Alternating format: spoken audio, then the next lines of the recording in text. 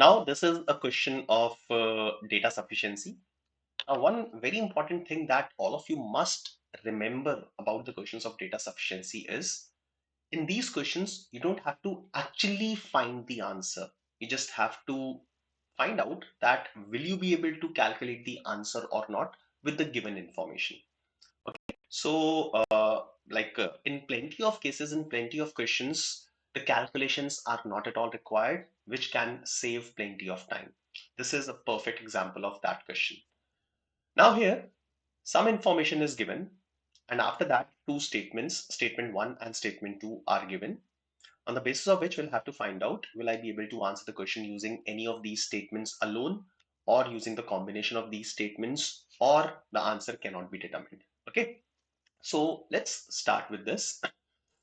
So the given data, two trains P and Q are at a distance of A from each other, and the speeds are in the ratio 5:3. So I'm assuming the speeds as 5s and 3s respectively.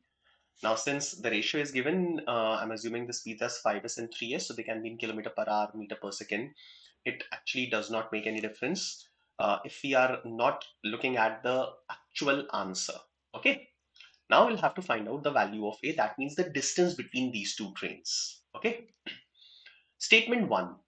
The combined length of both the trains is 450. So length of train P is P, length of train Q is Q, and the combined length is 450 meters. And they meet after traveling towards each other for a period of 1 hour 15 minutes. Okay. So the distance between them is A kilometers. All right. The time taken is 1 hour 15 minutes. So distance divided by the relative speed. So they are moving towards each other. So relative speed will be 5s plus 3s, that is 8s. And the time taken is 1 hour 15 minutes, which is 5 by 4 hours. So I have the relation between A and S. Upon simplifying, the value of A will be equal to 10s. Now I don't know the value of A, I don't know the value of S. So from statement number 1, I'll not be able to determine anything, or basically I'll not be able to calculate the value of A.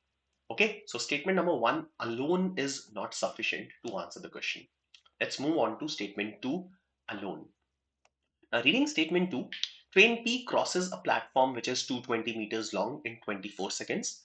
So train P is doing something on its own, crossing a platform. Train Q is crossing another train R. Okay.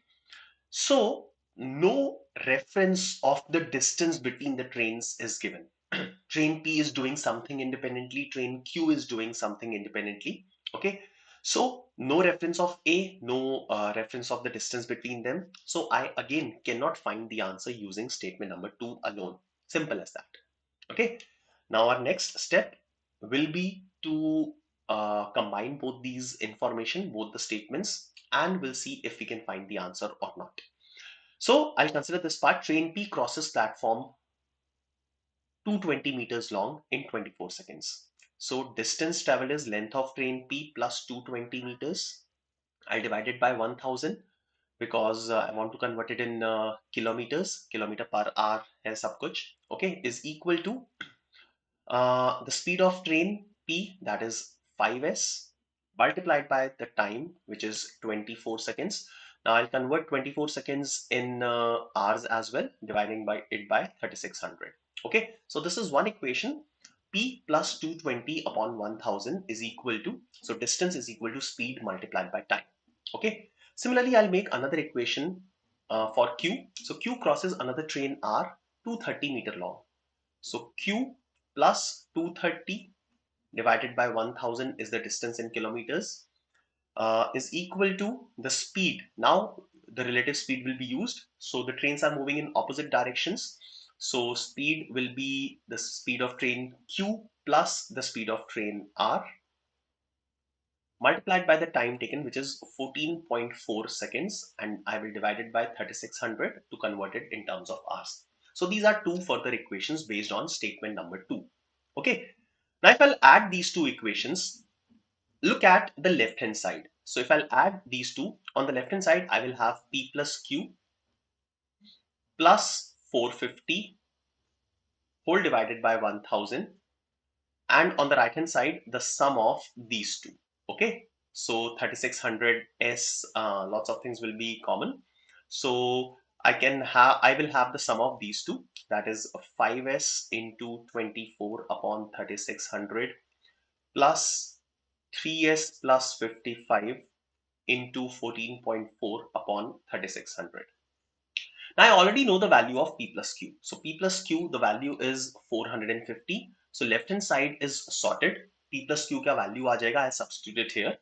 So I will have only one variable on the right hand side, variable S. Okay, so since there is only one variable, I will be able to find out the value of S. Yes, definitely. Okay, now if I will be able to find out the value of S, substituting it here, A is equal to 10S, I will be able to find out the value of A. So no calculations are required after this point. I'm sure that S will be calculated, and then on the basis of that, A will be calculated. So I can say that my answer should be, answer can be calculated by combining both the statements together. So option D, the data given in both the statements together is required to answer the question. So that is the answer of question number 13.